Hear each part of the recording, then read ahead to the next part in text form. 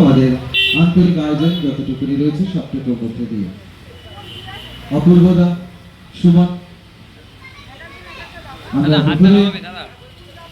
আমাদের national sport person Shrimati Bharati Ghosh, প্রাক্তন IPS, 1994 থেকে 2017 দীর্ঘ সময় ধরে তিনি আমাদের নিরাপত্তার দায়িত্বভার সামলেছেন। আজও তার কাঁধে অনেকটা দায়িত্বভার, তারপরেও তিনি আমাদের সাথে আজকে উপস্থিত রয়েছেন। ফুলের শুভেচ্ছা, কুসুমিত শুভেচ্ছা আমাদের 8 নম্বর ওয়ার্ডের সকল মানুষের পক্ষ থেকে তার জন্য। এরপর অবশ্যই শুভেচ্ছা জানাচ্ছি। আজকে এই রক্তদান শিবির যারা আয়োজন করেছেন রামকৃষ্ণ পল্লী মোড়ে, এই যে অপূর্ব এবং আরো সবাই আপনারা ভারতীয় জনতা পার্টির কার্যকর্তারা, আপনাদের সবাইকে শুভেচ্ছা, অভিনন্দন, ভালোবাসা জানাচ্ছি।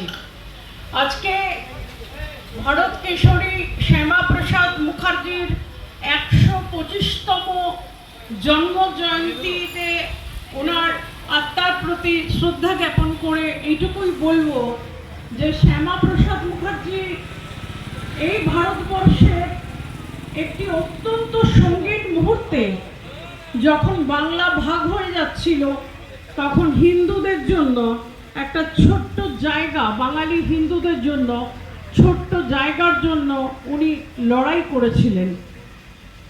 1901 সালে জন্ম আজকের দিনে। এই মহাত্মা অনেক পড়াশুনো জানা একজন মানুষ ছিলেন।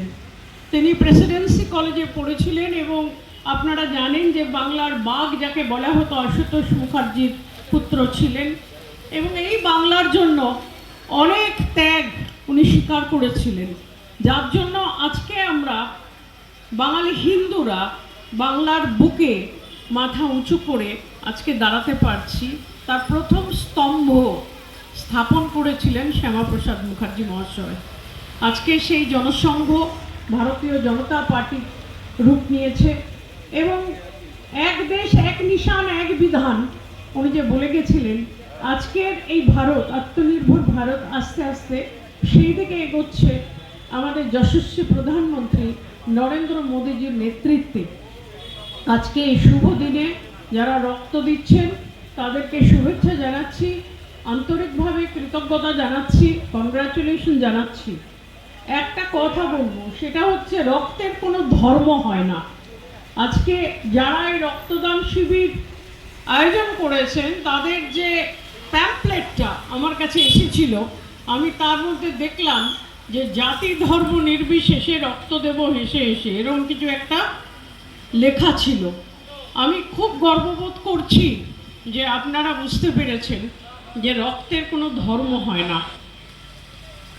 ধর্মের যে বক্তব্যগুলো সেটা রক্তদান শিবিরের বাইরে রাখবেন।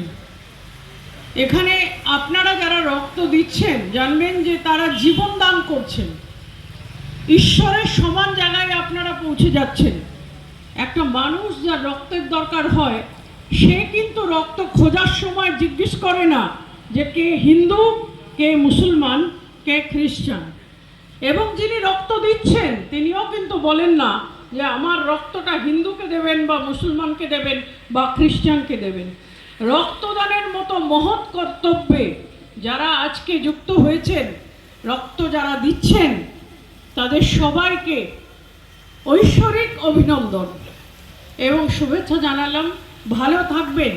শ্যামাপ্রসাদ মুখার্জি যে স্বপ্ন দেখে গেছেন, যে সোনার বাংলার স্বপ্ন দেখে গেছেন, যেটা আমরা প্রাক স্বাধীনতার যুগে দেখেছিলাম, যে একটা এমন পরিস্থিতি যেখানে বাংলার সাধারণ ছেলেমেয়েরা, আমাদের ঘরের ছেলে মেয়ে বিনয় বাদল দীনেশ, আমাদের ঘরের মেয়ে মাতঙ্গিনী হাজরা, আমাদের ঘরের ছেলে ক্ষুদিরাম বোস, তারা তাদের জীবন দান করে এই ভারতের স্বাধীনতা সংগ্রামের মার্গদর্শন করে দিয়ে গেছিলেন। আজকে বলা হতো যে what Bengal things today, India things tomorrow. সেই জায়গাটায় দাঁড়িয়ে আমি অনুরোধ করব যে ভারতীয় জনতা পার্টি ক্ষমতায় আসার পরে একমাত্র ভারতীয় জনতা পার্টির দেখা যাচ্ছে যে সমাজ সেবার কাজে আমাদের কার্যকর্তারা নিজেদের নিযুক্ত করেছেন, এই কাজ যেন কন্টিনিউ করে। আমরা যেন আমাদের সেবার জায়গা থেকে সরে না আসি, ত্যাগের জায়গা থেকে সরে না আসি। আমরা যে ক্ষমতায় এসেছি তার কোনো দম্ভ, তার কোনো রকমের অহংকার যেন আমাদের কার্যকর্তাদের ছুতে না পারে। আমরা মাটির মানুষ, আমরা মাটিতে দাঁড়িয়ে কাজ করি। তাই আজকে বলা হয় this party is a party with a difference. এই পার্টি অন্য পার্টির থেকে আলাদা, তার কারণ এই পার্টির মানুষ কাজ করতে জানে, সেবা করতে জানে, দেশের মানুষকে একসাথে নিয়ে চলতে জানে। সেই জায়গাটা থেকে আমরা যেন সরে না আসি। মনে রাখবেন, নেশন ফার্স্ট, অলওয়েজ ফার্স্ট। আগে দেশ, আগে দেশের মানুষ, আগে ত্যাগ, আগে সেবা, তারপর দল। ভালো থাকবেন, নমস্কার নেবেন। আমাদের ম্যাডাম অনেকক্ষণ আপনাদের গুরুত্বপূর্ণ দিন 125তম শ্যামাপ্রসাদ মুখার্জির তার ত্যাগ এবং তিতিক্ষার জন্য তিনি আজকে এই জায়গাটা পৌঁছেছিলেন, আমাদের রাস্তা দেখিয়েছিলেন। এটা মনে রাখতে হবে। একটু আগেই ম্যাডাম বললেন যে তিনিও কিন্তু উচ্চশিক্ষিত, দেশপ্রেমিক, জাতীয়তাবাদী যাই ছিলেন, বিদেশ থেকে আইন নিয়ে পড়াশোনা করেছিলেন ডক্টর শ্যামাপ্রসাদ মুখার্জি। তিনি চাইলে ব্রিটিশদের সাথে হোক, তার অত বড় কর্মজীবন তিনি ছেড়ে দিয়ে আজকে ভারতীয় জনতা পার্টির সঙ্গে নিযুক্ত হয়েছেন। অপূর্বদা একজন আইনজীবী, আমি একজন শিক্ষক, কেউ না কেউ আমরা প্রত্যেকটা কর্মসংস্থানের সঙ্গে যুক্ত। আমরা রাজনীতি না করলেও আমাদের কিন্তু দিন চলে যাবে। তারপরেও ভারতী ঘোষের মতো লোক, দেবাশিস ধরদের মতো এক্স আইপিএস যারা এসপি ছিলেন, পুলিশের অনেক উচ্চ মর্যাদার লোক ছিলেন এবং রিটায়ারমেন্টের সময় তারা ডিজি আইজি পোস্টে চলে যেতেন, কমিশনার হয়ে যেতেন। তারা সব কিছু ছেড়ে দিয়ে জাতীয়তাবাদী আন্দোলনের সঙ্গে থেকে বাংলাকে বাঁচানোর চেষ্টা করছেন। এর জন্য আমরা কুর্নিশ জানাই এ ধরনের এক্স আইপিএস ব্যক্তিত্বদেরকে। আপনারা সঙ্গে থাকুন, পার্টি আগামী দিনে এগোবে, মানুষ বিশ্বাস ভরসা আমাদের উপরে রাখবে। ধন্যবাদ। ভারত মাতা কি, ভারত মাতা কি। অভিষেক ব্যানার্জি এবং মমতা ব্যানার্জি ওখানে যেতে চেয়েছিলেন, অভিষেক ব্যানার্জিকে আটকে দেওয়া হয়েছে, কিন্তু মমতা ব্যানার্জি এখনও বাড়ি করে অবধি পৌঁছাতে পেরেছেন। সেই বিষয়ে উনি যদি কিছু বলেন, কেন উনি পৌঁছচ্ছেন যাওয়ার আপনার প্রশ্নটা দুটো ভাগে বিভক্ত। প্রথম হচ্ছে বারুইপুর কাণ্ড। দর্শন পৃথিবীর যে কোনো জায়গায় হোক না কেন, যার সাথেই হোক না কেন, অত্যন্ত জঘন্য, নারকীয়, নিন্দনীয় একটা ঘটনা। আমরা যে দলেই থাকি না কেন, যেখানেই দাঁড়িয়ে থাকি না কেন, আমরা সমস্ত মেয়েরা, মায়েরা দলমত নির্বিশেষে এর পানিশমেন্ট চাইব যে যারা দোষী তাদের ফাঁসি হোক, খুব তাড়াতাড়ি ফাঁসি হোক, খুব তাড়াতাড়ি তদন্ত কমপ্লিট করা হোক, তাড়াতাড়ি এটা কোর্টে যাক এবং তাড়াতাড়ি ফাঁসি হোক। ভারতীয় জনতা পার্টি যে সরকার এসেছে, সরকার এই বিষয়ে 1 ইঞ্চি জমিও ছাড়বেন না। দোষীদের শাস্তি দেওয়ার জন্য সব কিছু ব্যবস্থা নিয়ে তাড়াতাড়ি শাস্তি হবে, এটা মানুষ দেখবে। আর মমতা বন্দ্যোপাধ্যায় বা অভিষেক বন্দ্যোপাধ্যায়ের ওখানে আজকে যাওয়ার থেকে আরও অনেক জরুরি ছিল যখন হাঁসখালিতে হয়েছিল, যখন দুর্গাপুরে হয়েছিল, যখন আরজি করে এত বড় ঘটনা ঘটলো, যখন পার্ক স্ট্রিট ঘটলো, তখন সেগুলোকে ফেলে দিয়ে ছোট্ট ঘটনা যারা বলেছিলেন, যারা তখন দৌড়ে যাননি, যারা সান্ত্বনা দিতে পারেননি মানুষকে, যারা মানুষের বিশ্বাস ভরসা ওই দুর্দিনে অর্জন করতে পারেননি, অনেক ক্ষমতার শিখরে থেকেও তাদের আজকে মানুষ বিশ্বাস করে না। অভিষেক বন্দ্যোপাধ্যায় আজকে যান না যান কি যায় আসে, তখন যাননি কেন? যখন ক্ষমতার মাথায় ছিলেন গোটা জায়গায় গেছিলেন, হাঁসখালিতে গেছিলেন, দুর্গাপুরে গেছিলেন, কোন জায়গাটায় গেছিলেন? কোন জায়গাটায় সেই বাড়িতে গিয়ে সান্ত্বনা দিয়েছিলেন? কোন জায়গাটায় ভরসা দিয়েছিলেন? কোথায় ভালোভাবে দোষীদের বিচার হয়েছে? সমস্ত প্রমাণ তথ্য লোপাট করার চেষ্টা করেছেন, দোষীদের বাঁচানোর চেষ্টা করেছেন। আজকে কাকে দেখাতে যাচ্ছেন, কোথায় যাচ্ছেন? ওরা যাক না যাক, বাংলার জনগণ ওটাকে কোনো গুরুত্ব দেয় না।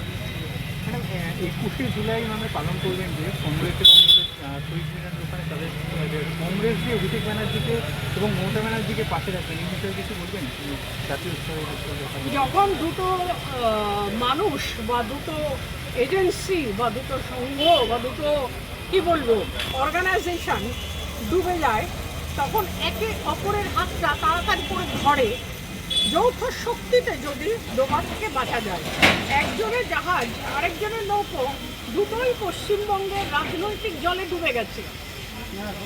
এখন একে অপরের হাতটাকে শক্ত করে ধরে বাঁচার চেষ্টা করছে, কিন্তু রাজনৈতিক বাজার বলে একটা পলিটিক্যাল মার্কেট আছে, যেখানে ক্লায়েন্ট হচ্ছে জনতা। জনতা এদের গ্রহণ করবে কিনা, পলিটিক্যাল মার্কেটে এদের রাজনীতি চলবে কিনা, সেটাও তো দেখতে হবে। আজকে কংগ্রেসের যেরকম অবস্থা, তৃণমূলেরও সেরকমই অবস্থা। তৃণমূল অ্যাকচুয়ালি কোথায় আছে আমি জানি না, যে অরিজিনাল তৃণমূল, কে ফেক তৃণমূল, যে আসল তৃণমূল, কে নকল তৃণমূল, তৃণমূলের মালিককে, তৃণমূলের বাড়ির যে অফিস তার মালিককে, তৃণমূলের যে সিম্বল তার মালিককে। এই নিয়ে তৃণমূল নিজেদের মধ্যে আগে মারামারি কমপ্লিট করুক, মারামারি কমপ্লিট করে যে জিতে আসবে সে কংগ্রেসের হাতটা ধরুক বাঁচার জন্য। আর কংগ্রেসও তাদের নিজস্বতা বজায় রাখার জন্য, আইডেন্টিটি ক্রাইসিস হয়ে গেছে তো, এত বছর কোনো ক্ষমতায় নেই, মানুষ তাকে অ্যাকসেপ্ট করছে না। সুতরাং একে অপরের দুই অন্ধ দুই কালা যা হয় আর কি, হ্যাঁ, একে অপরের হাত ধরে রাস্তা দিয়ে চলার চেষ্টা করছে। It makes no difference. Didi আগামীকাল মুখ্যমন্ত্রী আসছেন, দিদি আগামীকাল মুখ্যমন্ত্রী আসছেন, একদম সুন্দর।